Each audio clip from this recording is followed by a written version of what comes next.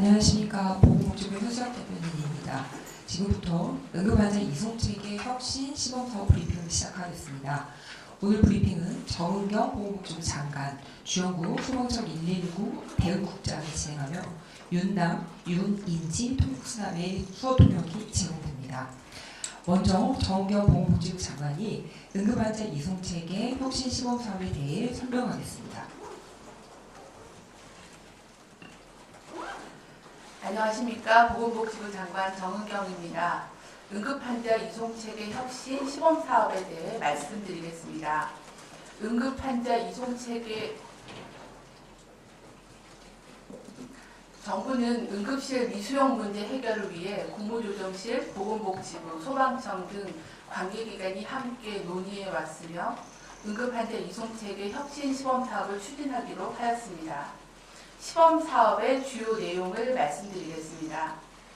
시범사업의 목적은 응급환자를 적정병원으로 신속하게 이송하며 응급의료 자원을 효율적으로 활용할 수 있는 합리적인 이송체계를 마련하는 것입니다. 시범사업 지역은 광주광역시, 전라남도, 전북특별자치도 3개 시도입니다.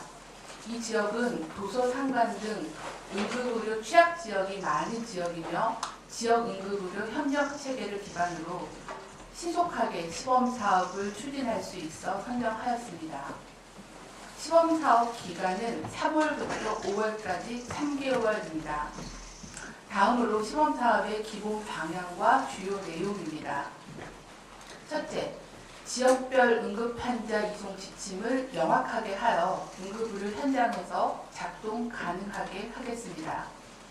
지방정부, 지역 소방재난본부, 구급상황관리센터, 응급의료 기관과 광역 응급의료 상황실 등 관계기관이 협력하여 응급환자 중증도별, 상황별, 구체적인 이송 지침을 합의하여 실행 가능하도록 정비하겠습니다.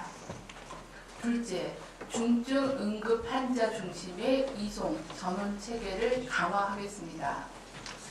중증 응급 환자가 적정 시간에 적정 치료가 가능한 병원으로 이송되도록 광역 응급의료 상황실이 이송병원 선정을 지원하겠습니다. 중증 응급 환자는 119 구급대가 환자 정보를 광역 응급의료 상황실과 구급 상황관리센터에 동시에 전송하여 실시간 정보를 공유하며 광역 상황실은 환자 정보를 기초로 이송병원 선정을 지원하며 특히 긴급 환자에 대해서는 광역 상황실과 구급 상황센터가 함께 협력해 이송병원을 신속하게 선정하도록 하겠습니다. 중증 응급 환자의 이송 시간이 지연될 경우 광역 응급의료 상황실이 우선 수용 병원을 지정하여 환자의 안전과 처치를 제공하며 적정 치료 기간으로 전원을 지원하겠습니다. 아울러 중증 응급 환자 전원 시 119 구급대가 환자 이송을 지원할 계획입니다. 중등증 이하 응급 환자는 119 구급대가 이송 지침과 병원의 의료 자원 현황을 확인해 사전에 정해진 절차에 따라 이송하도록 하겠습니다. 셋째, 효율적인 이송병원 선정을 위해 구급대의 환자 정보, 병원의 의료자원 정보 등 관계기관 간 정보 공유를 강화하겠습니다. 119 구급대가 현장에서 파악해야 할 환자 정보 항목을 표준화하고 119 구급 스마트 시스템을 통해 신속하게 병원과 광역 상황실에 정보를 공유하겠습니다. 응급의료 기관은 응급의료 자원 현황, 주요 응급질환별 수술이나 처치의 수용 능력을 주기적으로 현행화하여 119 구급대에 정확도 높은 정보를 제공하도록 하겠습니다. 넷째, 시범사업을 평가하여 이송체계 개선 방안을 마련하겠습니다. 응급의료와 구급 분야의 전문가로 운영위원회를 구성하여 시범사업 진행 상황을 주기적으로 점검하고 성과 분석과 평가를 토대로 전국으로 확대할 개선안을 마련하겠습니다. 보건복지부와 소방청은 시범사업 추진 지역 외의 다른 시도에 대해서도 각 지역별 응급의료 여건에 맞는 응급 이송 체계를 만들기 위해 지역별 이송 지침을 정비하고 응급의료 지역 간담회를 추진하겠습니다.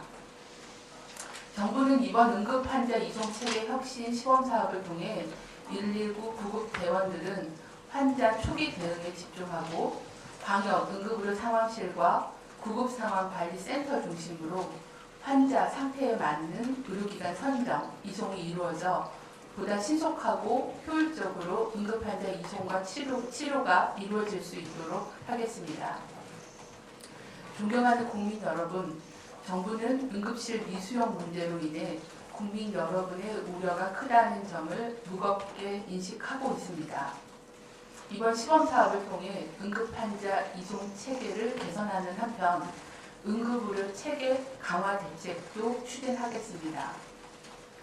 응급의료 기관의 치료 역량 강화를 위해 권역 및 지역 응급의료센터 지정 기준을 강화하고 권역 응급의료센터를 추가로 확충하겠습니다. 응급의료에 대한 적정 수가와 기관 운영 지원을 강화하며 의료진이 안심하고 중증 응급 환자 진료에 집중할 수 있도록 의료사고 안전망을 구축하겠습니다. 또한 지역 필수 의료 인력 양성을 위해 지역의사제 도입, 공공의대 설립도 차질 없이 수행해 나가겠습니다. 응급실 미수용 문제 해결을 위해 보건복지부와 소방청, 지방정부가 공동의 책임의식을 가지고 협력해 응급환자 이송체계 혁신을 위해 최선을 다하겠습니다. 감사합니다. 네, 이어서 주영국 소방청 119 대응국장이 이번 신호사업 관련 소방청 핵심 운영 방침에 대해 설명하겠습니다.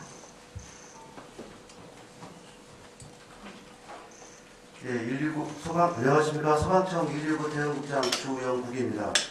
소방청은 이번 시범 사업에 있어 중증 응급 환자의 골든타임 확보와 국민 생명 보호를 최우선 가치로 삼고 보건복지부 및 지역 의료계와 긴밀히 협력하여 현장에서 실효성 있는 체계를 구축해 나가겠습니다. 소방청의 핵심 운영 방침 두 가지를 말씀드리겠습니다. 첫째, 이송병원 동시선정 체계를 운영하겠습니다. 광역 응급의료 상황실에 병원 선정을 요청하는 동시에 119 구급대와 119 구급 상황관리센터도 적정 병원을 찾도록 하여 행정 절차로 인한 이송 지연이 발생하지 않도록 하겠습니다. 둘째, 이송 지연 시 우선 수용 병원 이송 및 119 책임 재이송 체계를 가동하겠습니다. 병원 선정이 지연되는 경우 사전에 합의된 우선 수용 병원으로 신속 이송하되 이후 전원이 필요한 경우 재이송은 119가 전적으로 책임지겠습니다. 소방청은 이번 시범 사업을 계기로 지역 특성에 적합한 최적의 이송 체계가 정착되어 국민께서 가장 필요로 하는 순간에 응급실 문이 열릴 수 있도록 모든 역량을 집중하겠습니다. 감사합니다. 네, 지금부터 질의응답 시간을 가지겠습니다. 이번 질의응답에는 보건복지부 이준규 공공보건정책관, 송영진 응급의료과장, 소방청 김인균 119 구급과장, 중앙의료센터 최대혜 센터장이 배석하였습니다. 배석자들은 단성으로 올라와 주시기 바랍니다. 질의응답은 기자분들의 질문에 답하는 형태로 진행됩니다. 먼저 현장에 참석하신 기자분들의 질의를 받겠습니다. 질의하실 기자님께서는 손을 들어주시고 지목되시는 마이크를 켜고 소속과 성함을 말씀하신 후 질의해 주시기 바랍니다.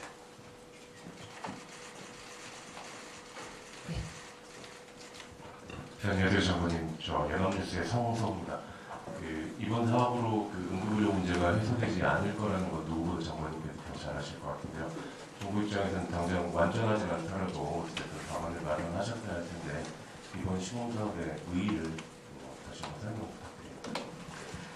네, 응급의료의 문제는 단순히 이송 전원만의 문제가 아니라 최종 치료할 수 있는 그런 역량이 강화돼야 되고 의료사고 안전망 같은 그런 필수 의료에 대한 보호 대책들, 그리고 수가 대책들이 종합적으로 작동이 돼야 해결 가능하다라고 보고 있습니다.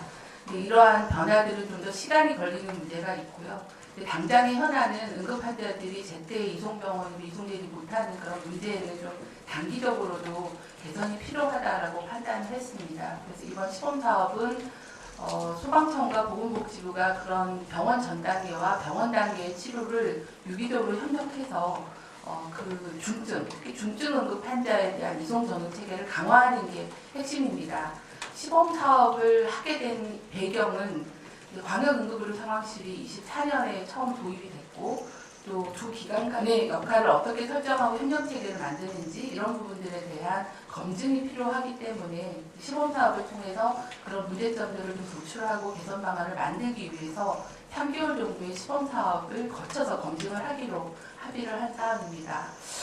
이번 시범 사업에 제가 생각할 때 가장 중요한 것은 지역 단위로 지역별 응급의료 자원 현황에 맞춰서 응급의료 기관과 또 119 구급대, 구급상황센터와 광역응급의료 상황실에 이런 지역 응급의료 체계의 관계기관들이 모여서 우리 지역에 맞는 이송 지침을 만들고 그걸 가지고 실행하는 게 굉장히 중요한 점이라고 생각을 합니다.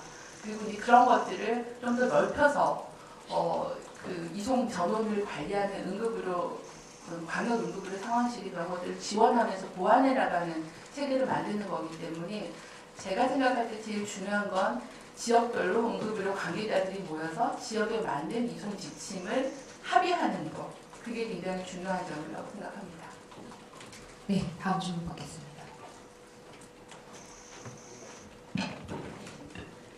네, 저 SBS 박하정이라고 합니다. 두 가지 여쭤보고 싶은데요. 하나는 중증 응급 환자의 경우에 광역 상황실에서 병원에 수용 가능 여부를 확인 후에 선정한다 이렇게 되어 있는데 이 역시 수용 가능 여부를 지금처럼 확인하는 것은 마찬가지라서 시간을 단축시키는 실효성이 있을지 그리고 적정 시간이란 건 어떻게 판단하게 되는 건지 궁금하고요.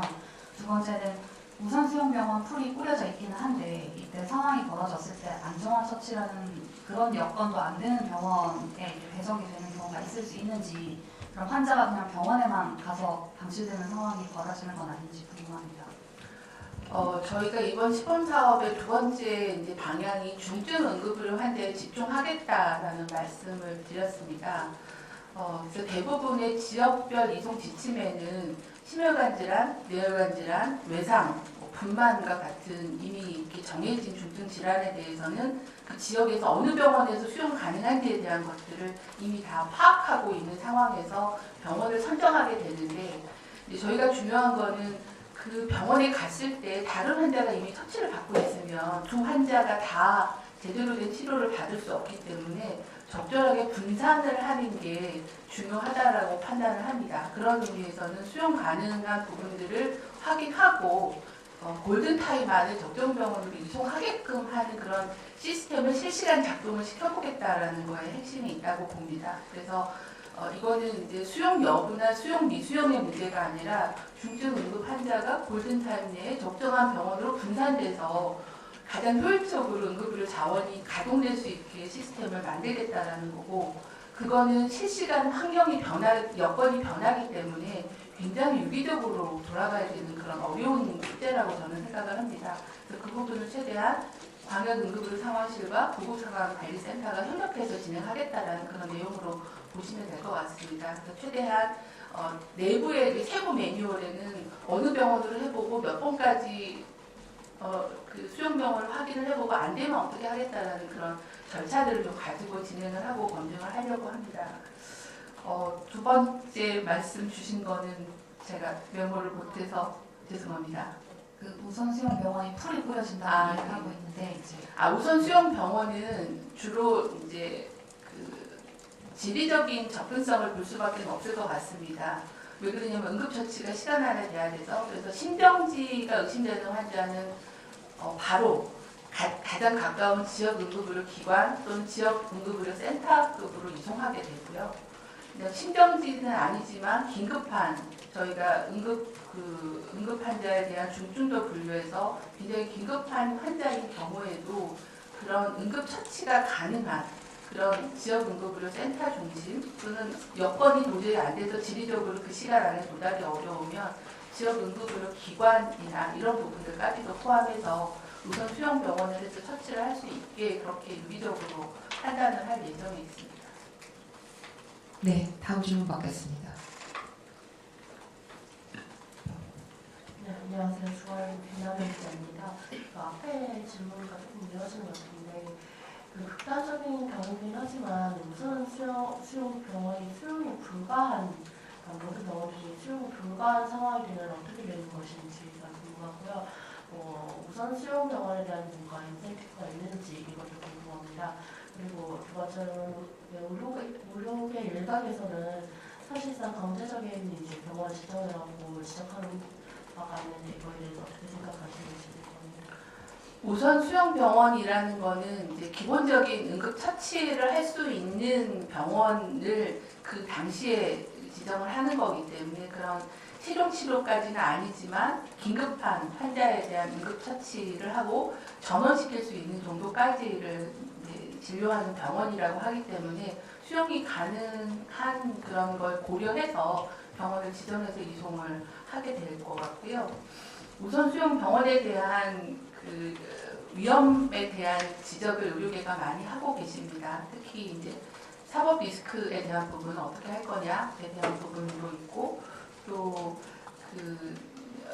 적정하게 치료를 못하는 데서 생기는 그런 그러니까 말씀하신 지원이나 인센티브에 대한 그런 요청도 있으셨습니다. 현재 저희가 응급의료법 개정이나 아니면 의료분쟁 조정법 개정과 같은 걸 통해서 응급 환자에 대해서는 좀 더 그 의료사고에 대한 책임을 좀 완화해주는 그런 방안들이 현재 법상으로 검토가 되고 있어서 이번 시범 사업에서는 그거를 적용하기는 좀 한계는 있는 그런 상황입니다. 그래서 최대한 의료계의 우려를 저희도 이해를 하고 있고 그런 부분들에서 문제가 발생하지 않게끔 상황 관리를 좀 하도록 하겠습니다.